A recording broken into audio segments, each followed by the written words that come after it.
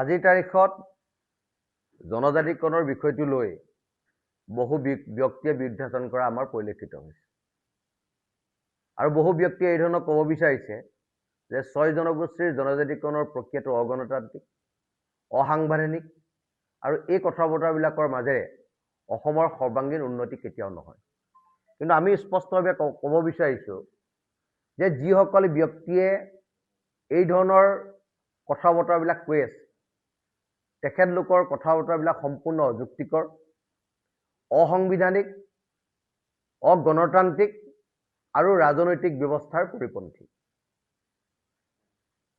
আৰু আমাক কৈছে যে ৬ জনগোষ্ঠীৰ জনজাতিকৰণৰ যিটো মন্ত্ৰী গোটৰ প্ৰতিবেদন সেইটো তেখেতলোকে নাটচাট কৰিছে আৰু ৬ জনগোষ্ঠীৰ জনজাতিকৰণটো তেখেতলোকে বিৰুদ্ধাচৰণ কৰিছে। এতিয়া আমাৰ প্ৰশ্ন যে ৬ জনগোষ্ঠীৰ জনজাতিকৰণটো তেখেতলোকে কিয় বিৰুদ্ধাচৰণ কৰিছে? তেওঁলোকে কোনটো সাইণ্টিফিক ৰিজনৰ ওপৰত ভিত্তি কৰি বা কোনটো সাংবিধানিক ধাৰাৰ ওপৰত ভিত্তি কৰি ৬টা জনগোষ্ঠীৰ জনজাতিকৰণৰ গোটেই প্ৰক্ৰিয়াটো তেখেতলোকে বিৰুদ্ধাচৰণ কৰিছে? 1965ত গঠিত হোৱা লুকুৰ কমিটিৰ প্ৰতিবেদনৰ ওপৰত ভিত্তি কৰি কৈছে নে 2014ত গঠিত হোৱা পাণ্ডা কমিটিৰ সেই ৰিপৰ্টৰ ওপৰত ভিত্তি কৰি কৈছে নে 2024ৰ সুপ্ৰিম কোৰ্টৰ ৰায়দানৰ ওপৰত ভিত্তি কৰি তেখেতলোকে এই কথা বতৰাবিলাক কৈছে?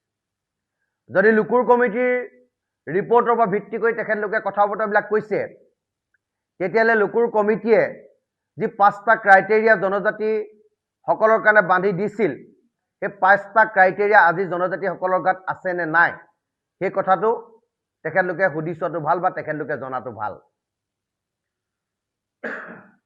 যিটো প্ৰিমিটিভ ট্ৰেপছৰ কথা যিটো কৈছে, আদিম বৈশিষ্ট্যৰ কথা যিটো কৈছে, জিঅ'গ্ৰাফিকেল আইচলেশ্যনৰ কথা যিটো কৈছে, ছেমনেছৰ কথা যিটো কৈছে, বেকৱাৰ্ডনেছৰ কথা যিটো কৈছে, সেই গোটেই গুণবিলাক আজি হৈ থকা অসমৰ জনজাতিসকলৰ গাত আছে নে নাই?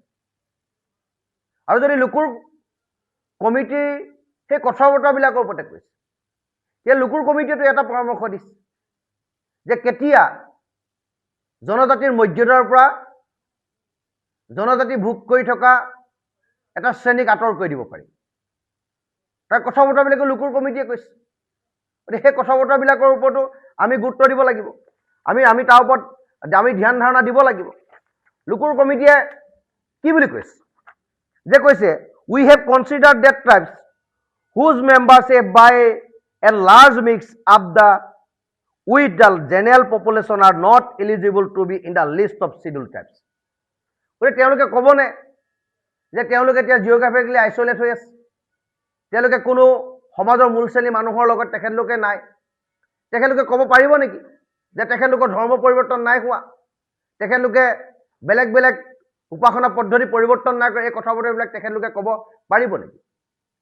যদি তেখেতলোকে 2014ৰ পাণ্ডা কমিটিৰ ৰিপৰ্টৰ পৰা ভিত্তি কৰি কথা বতৰাবিলাক কৈছে যে পাণ্ডা কমিটিয়ে কি কৈছে? যে পাণ্ডা কমিটিয়ে কৈছে যে যিটো জিঅ'গ্ৰাফিকেল আইচলেশ্যনৰ কথা যিটো কোৱা হৈছে, যিটো আদিম বৈশিষ্ট্যৰ কথা যিটো কোৱা হৈছে, সেইটো বৰ্তমান সময়ত সেইটো ধৰি ৰখাটো সম্ভৱ নহয়, তাক শুধৰণি কৰিব লাগে। আৰু সেইকাৰণে কৈছে যে ছ'চিঅ' ইকনমিক ছাৰ্ভেৰ ওপৰত গুৰুত্ব প্ৰদান কৰিব লাগে। যদি ছ'চিঅ' ইকনমিক ছাৰ্ভেৰ ওপৰত তেখেতলোকে গুৰুত্ব প্ৰদান কৰিব লাগে তেতিয়াহ'লে আমিও বিচাৰিছোঁ যে ছ'চিঅ' ইকনমিক ছাৰ্ভেৰ ওপৰত গুৰুত্ব প্ৰদান কৰিয়েই অসমৰ 6টা জনগোষ্ঠীৰ জনজাতিকৰণৰ মৰ্যাদা প্ৰদান কৰক। আৰু যিসকল এক্সিষ্টিং ট্ৰাইবেল আছে তেখেতলোকৰ ক্ষেত্ৰত ছ'চিঅ' ইকনমিক ছাৰ্ভে হওক যে তেখেতলোকৰ মাজত পিছপৰা ব্যক্তি আছে নে নাই, তেখেতলোকৰ মাজত ক্লাছিফিকেশ্যন কৰিব পাৰিব নে নাই, সেই কথা বতৰাবিলাক আছে। আৰু যদি তেখেতলোকে আমাক ক'ব বিচাৰিছে যে হোমোজেনিয়াছৰ কথা যদি তেখেতলোকে ক'ব বিচাৰিছে তেতিয়া হোমোজেনিয়াছটো আজি তাৰিখত হোমোজেনিয়াছ বুলি সুপ্ৰিম কোৰ্টে মানি লৈছে নে নাই? 2024ৰ যিটো সুপ্ৰিম কোৰ্টৰ যিটো বিচাৰ আৰু তেখেতলোকে যিটো জাজমেণ্ট দিছে সেই জাজমেণ্টত হোমোজেনিয়াছৰ কথাটো অহা নাই। তেখেতলোকে কৈছে যে সুপ্ৰিম কোৰ্টৰ 7খন বেঞ্চৰ ন্যায়ত কৈছে, জাজত কৈছে, জাজমেণ্টত কৈছে যে বৰ্তমান সময়ৰ এছটিসকলৰ মাজতো শ্ৰেণী বিভাজন কৰিব পৰা যায় আৰু সেইকাৰণে এছটি পিছপৰা, PVTG বা এছটি ডেভেলপ এই ধৰণৰ ক্ৰাইটেৰিয়া তেখেতলোকে বনাইছে। আৰু এই ক্ৰাইটেৰিয়া বনোৱাৰ কাৰণে নাগালেণ্ড ৰাজ্যখন সম্পূৰ্ণৰূপে এছ টি ৰাজ্য। আজি তাত এছ টিৰ মাজত ভাগ কৰা হৈছে। তাত কন্যাক বা চিয়াং জনগোষ্ঠীক মানে জনজাতি এই লোকসকলক এছ টি পিছপৰা মৰ্যাদা দিয়া হৈছে। আৰু 2024 সুপ্ৰিম কোৰ্টৰ সেই ৰায়দানৰ ওপৰত ভিত্তি কৰিয়ে বিহাৰত OBC সকলৰ মাজত ক্লাছিফিকেশ্যন কৰা হৈছে, EBC কৰা হৈছে, এক্সট্ৰিম বেকৱাৰ্ড ক্লাছ কৰা হৈছে। অন্ধ্ৰপ্ৰদেশৰ যিসকল SC লোক আছিল মাণ্ডা সম্প্ৰদায়, তেখেতলোকে প্ৰতিবাদ কৰি আছে যে মালা সম্প্ৰদায়ে লোকসকলে অত্যাধিকভাৱে সা সুবিধা পোৱা আছে, গতিকে তেখেতলোককো সংৰক্ষণ কৰিব লাগে, তেখেতলোকক SCৰ মাজত সংৰক্ষণ কৰা হৈছে। গতিকে 2024 ৰিপৰ্টৰ মতে এই কামবিলাক কৰি থকা হৈছে। গতিকে আমি সাংবিধানিকভাৱে যিবিলাক কথা বতৰা কৈ আছো, গতিকে সাংবিধানিকভাৱে আমি আগবাঢ়িছো।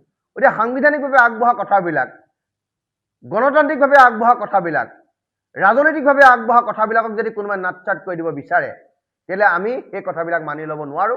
সেইকাৰণে কৈছো যে তেখেতলোকৰ যি কথাই উদ্দেশ্য প্ৰণোদিত, তেখেতলোকৰ কথাবিলাক অসাংবিধানিক, তেখেতলোকৰ কথাবিলাক অগণতান্ত্ৰিক, আৰু তেখেতলোকৰ কথাবিলাক ব্যক্তিকেন্দ্ৰিক, আৰু সেইকাৰণে তেখেতলোকে সেই ধৰণৰ কথা বতৰাবিলাক কৈ আছে।